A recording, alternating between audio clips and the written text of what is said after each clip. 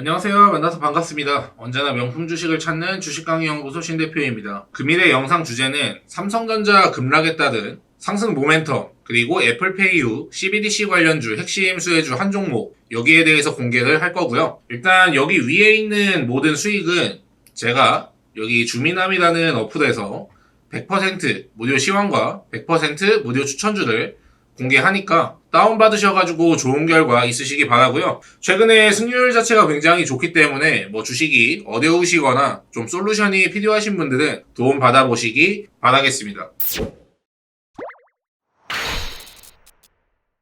자, 일단 금일 시장 같은 경우에는 삼성전자 좀 굉장히 오랜만에 급락세가 나와주었죠. 뭐 1.5%가 떨어졌으니까. 내일 선물 옵션 만기일이기도 하고 CPI 발표를 앞두고 혼조세로 마감했습니다. 아무래도 전일 필라델피아 반도체 지수가 급락을 했기 때문에 아무래도 영향을 받을 수밖에 없죠. 시장 흐름이 굉장히 차갑고 격하게 움직였습니다. 장마감 코스피는 0.9, 코스닥 같은 경우에는 마이너스 1.6이라는 약세로 마감했고, 상승 종목보다는 하락 종목의 갭수가 압도적으로 많았죠. 그러니까 2차전지 일부 종목하고 개별 이슈 종목을 제외하고는 대부분 밀리는 날이에요.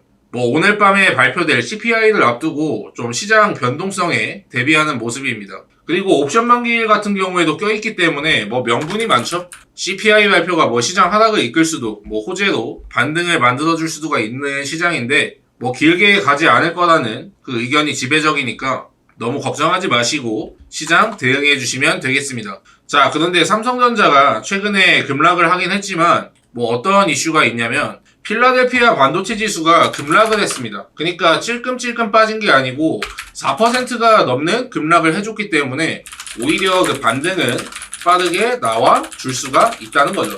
그리고 최근에 미증시에 나스닥이 오른 그 주도를 나스닥이 기술주 중심의 상승이 나왔기 때문에 어느 정도 쉬어줄 수 있는 흐름은 나와줄 수가 있는 거 참고해 주시고, 단기적으로 악재가 있기는 하지만 예전에 제가 표를 한 가지를 보여드리자면은 앞전에도 여러분들에게 보여드렸지만은 이재용 관련해가지고 최근에 사면 기대감이라든지, 자, 이건희 회장이 예전에 경영에서 복귀를 했을 때 삼성전자가 63%가 움직였을 때 코스피는 16%가 움직였어요. 그리고 외병후에 논란이 있을 때는 코스피는 1% 정도 하락을 했는데 삼성전자 같은 경우에는 마이너스 21% 정도, 약 20배가 넘는 하락을 보여주었죠. 그리고 경영권을 확보했다든지, 이것도 지수에 대해서 10배 정도는 상승이 나와 주었는데, 이렇게 불장이 왔을 때도 코스피가 23% 오를 때 석방이 되고 나니까 다시 여기에 대해서 3배 정도의 상승을 보여주었죠.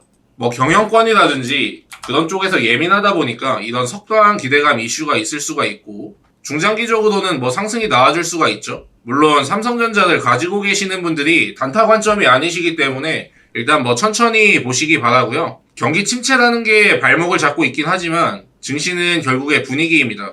물론 최근에 러시아가 흑해 봉쇄를 풀었다고 해도 경기 민감 사이클이 단기간에 상승하기는 쉽지 않겠지만은, 단기간을 보고 계신 분들은 60일선 여기 이탈했을 때 진작에 손절치고 나가셨겠죠. 길게 보고 오신 분들은 좀 이제 버티는 구간이 맞다고 보는 겁니다. 자, 일단 고점 대비해가지고 종가 기준으로 38% 정도가 빠졌네요. 자, 그런데 과거를 이제 본다면 차트를 좀 넓게 봤을 때 코로나 때 몇 퍼센트가 빠졌냐면은 31% 정도가 빠졌고, 무역전쟁 때는 하락이 길었죠.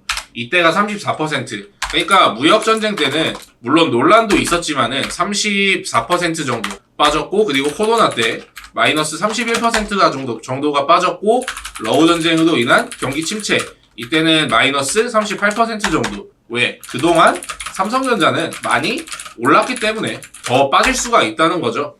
근데 지금 상황에서 봤을 때 여기 구간 8만원이든지 7만원이든지 여기에서 이제 기다리고 있으신 분들은 지금 상황에서 이제 손절을 하는 건 좀 늦었다고 보고, 일단 60일선 여기 돌파를 보고 들어가신 분들이 손절 매물이 나올 때이긴 합니다. 근데 기존 주주분들은 이제 버티는 구간이 맞다고 보는 거고, 좀 심심한 위로를 전할게요. 기준금리 차이가 역전이 되어 있기 때문에 단기간에 외국인들이 미친듯이 살만한 그런 환경은 아니고, 뭐 일단은 단기간 상승은 나오지 않더라도 이재용 사면 이슈 요거 하나 이제 보시고 그 다음에 폴더블폰 1위 9월에 예정이 되어 있는 IFA 뭐 가전 전시회라든지 거기까지 보셔야 될 것 같아요. 그리고 여기 삼성 언팩 대중화의 올인 이게 8월 9일에 나온 기사인데 이거 출시가 결국에 26일에 하거든요. 26일에 요 일정이 아무래도 모멘텀으로 작용을 할 수가 있을 듯 합니다. 개인적으로 좀 이제 흥행을 하셨으면 좋겠네요. 삼성전자 가지고 계신 분들이 많으니까. 물론 이게 반영되는데도 시간이 좀 걸리겠죠? 자, 오늘 영상 주제. 제가 말이 좀 길었는데, 며칠 전에 오른 이 CBDC 관련주에 대한 후속주를 공개하려고 합니다. 자, 근데 왜 하필 지금 당장 이제 CBDC냐, 이렇게 생각을 하실 수도 있지만, 최근에 그 중국이 봉쇄를 함으로써 디지털 위안화를 발행하고, 이제 미국을 견제하고 있는 입장이죠. 그러니까 이 CBDC라는 게 뭐냐면은 여기에 대한 정의는 그냥 디지털 화폐라는 뜻입니다. 중앙은행 디지털 화폐. 그러니까 지폐, 동전, 그걸 실물 화폐를 대체하는 화폐인데 이 CBDC를 그 왜 봐야 되느냐? 최근에 러우 전쟁이 있었잖아요. 자, 태풍이 눈이 된 러우 전쟁. 주요국 CBDC 도입 앞당길 수도. 그러니까 러우 전쟁을 계기로 이 도입이 빨라질 수 있다는 그 분석이 나왔습니다. 왜냐면 어떤 국가든지 뭐 미국한테 까불진 못하지만은 미국의 달러로부터 독립을 하고 싶어 하겠죠.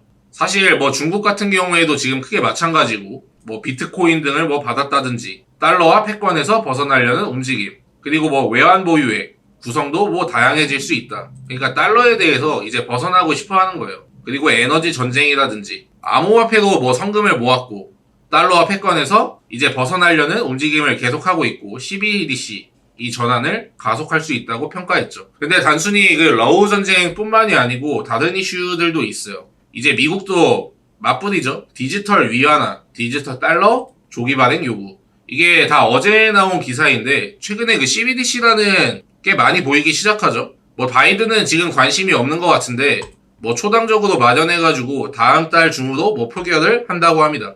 디지털 위안화와 경쟁을 할 수 있도록 경쟁국에 밀려서는 안 된다고 강조를 했죠. 자, 근데 중국 같은 경우에는 2월 뭐 베이징 동계 올림픽 얘네는 이미 사용을 하고 있어요. 얘네는 물론 아직까지는 전체적으로 상용화는 안 됐지만은 디지털 위안화보다는 알리페이나 위챗페이를 많이 사용하고 있지만 이미 얘네들은 그 쓰고 있습니다. 쓰고 있어요. 부족하기는 하지만 자, 근데 국내 역시도 마찬가지인 게 이게 그러면은 글로벌 이슈잖아요. 글로벌 이슈. 이게 8월 달에 나온 기사거든요.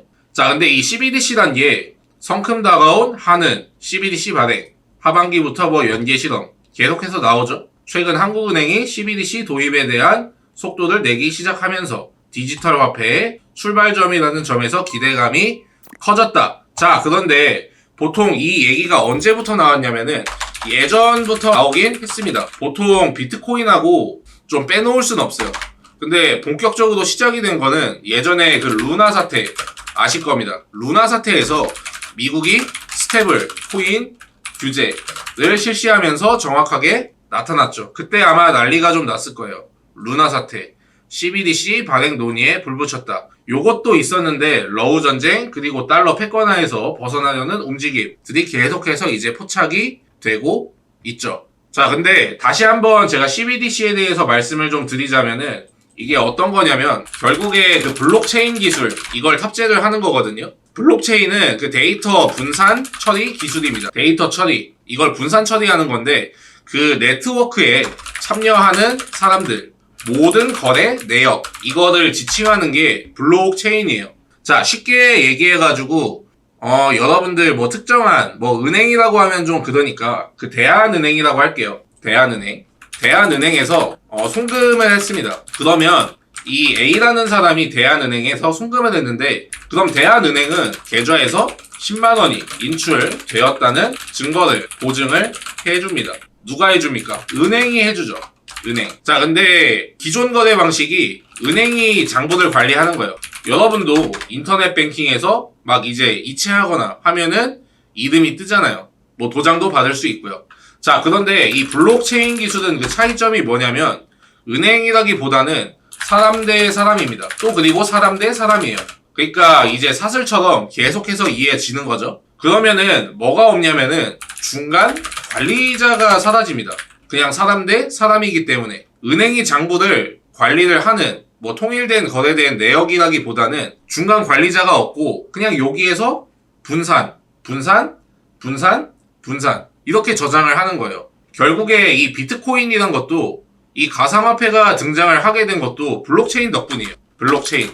왜? 중앙은행의 역할이 필요가 없어지기 때문에 은행이 없는데 화폐가 발행이 가능합니다. 통제도 없고 발행한 기관도 없고 비트코인을 누가 만들었냐면은 사토시가 만들었죠. 그냥 이 사람이 중앙은행을 만들고 비트코인을 원하는 사람들이 그냥 채굴을 합니다. 사토시가 그냥 그 네트워크만 만든 거예요. 물론 이 블록체인이란 게 모든 중앙기관을 대처하기는 어렵겠지만 전 세계에서 지금 뛰어들고 있다는 거는 아까 기사도 제가 확인을 시켜드렸죠. 갑자기 뭐 제가 비트코인 이쪽으로 좀 얘기가 샜는데 결국에 근데 CBDC를 발행하기 단계는 아직은 준비 단계입니다. 일단 관련주만 조금 정리를 하자면 최근에 뭐 상승이 한 번씩 나와준 종목들인데 뭐 푸른 기술이라든지 얘는 상승이 한 번 안 나왔어요. 요때 나왔습니다. 7월 8일에. 자, 그리고 로지시스 얘는 한번 상승이 나오고 지금 견디고 있는 추세죠. 그리고 KCT, 한네트, 한국전자금융 여기까지입니다. 자, 근데 일단 문제가 뭐냐면 결국 해킹과 보안에 관련된 문제겠죠. 해킹과 보안. 물론 CBDC 관련주를 사는 것도 좋지만 자연스럽게 블록체인 기술 이게 기사가 또 하나 나온 게 있거든요. 전 세계 해커 표적 델라 마지막 표절 사이버 장벽 구축 이거는 4월 달에 나온 기사입니다. 4월 달. 자, 그런데 이러한 화폐나 사람의 돈이 걸린 이 해킹에 대한 거는 언제나 문제가 쌍둥이 같이 따라다닙니다. 언제나. 그렇게 되면은 보안 관련주도 여러분들이 좀 보셔야 되는데 키관리 기술 예전에 키스티라는 키관리 기술을 드림 시큐리티에 이전을 했어요. 그리고 드림 시큐리티가 미 재무부에서 CBDC 관련주의 금융 안정화에 기여했다고 했죠. 그게 바로 이제 드림 시큐리티입니다. 네, 이거네요. 드림 시큐리티. 시큐리티가 아니고 시큐리티였어요. 자, 그러면은 최근에 상승이 나왔던 그 보안 관련주에 대해서 좀 볼게요. 자, 드림 시큐리티. 얘도 한번 상승이 나왔다가 지금 쉬어가고 있죠. 그리고 우리도. 그리고 KCS, 포이버, K사인, 유니온, 커뮤니티. 그리고 사이버원. 다 한 번씩은 급등이 나왔던 종목들입니다. 참고를 하시고요. 자, 근데 제가 보안 관련주를 왜 말씀드리냐. CBDC 관련주를 주면 되는데 왜 보안이냐? 자, 근데 일단은 이 관련주 같은 경우에는 보통 이제 테마성으로만 봐야 되고 실제적으로 실적이 받쳐주는 기업이 몇 개가 없습니다.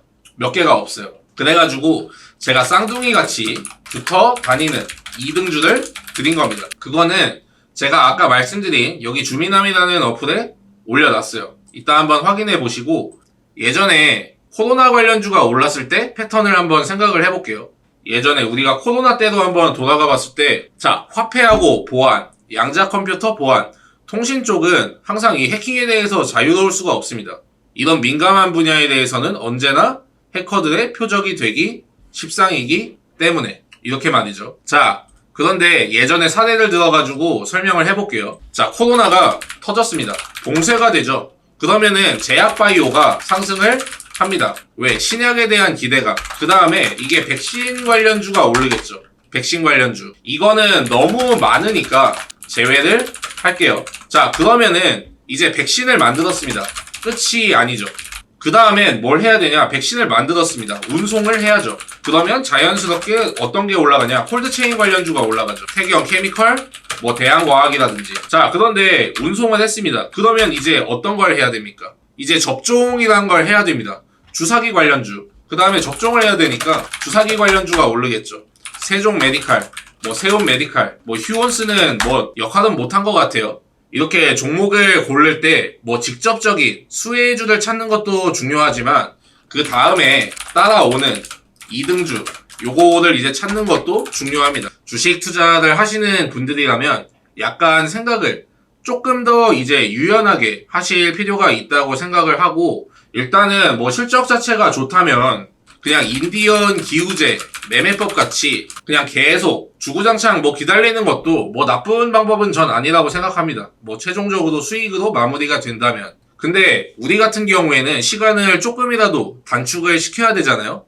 그러니까 무작정 기우제를 지내는 게 아니고 구름이 껴있다든지 천둥이 친다든지 할 때 기우제를 지낸다면 확률 자체가 뭐 확률은 모르겠지만 시간 자체는 확실하게 단축이 되겠죠. 좋은 기업이면 뭐 주가는 결과적으로 뭐 상승을 할 거라고 저는 생각을 합니다. 근데 거기에서 우리는 시간을 조금 더 단축을 시킬 수 있는 방법, 그리고 이슈, 그리고 그 추천주에 대해서도 제가 어플에 올려놨으니까 확인해 주시고, 자, 오늘 시청해 주신 분들 모두 감사드립니다. 일단 오늘은 뭐 좀 다양한 관점에 대해서 제가 좀 말씀드린 것 같은데, 최근에 뭐 승률 좋으니까 좀 도움이 필요하신 분들은 어플 다운받으셔가지고 꼭 한 번씩 확인해 주시고, 증시가 여태까지 쉴 새 없이 올랐기 때문에 단기간은 뭐 쉬어갈 수 있습니다. 오늘 시장 하락했다고 너무 기죽지 마시고요. 결국에 다 올라오고 승리할 수 있습니다. 아시겠죠? 자, 오늘 시청해주신 분들 모두 감사드리고 다음에는 더 유익한 영상으로 인사드리겠습니다. 저는 명품 주식을 찾는 신대표 전문가였고요. 시청해주신 분들 모두 감사드립니다.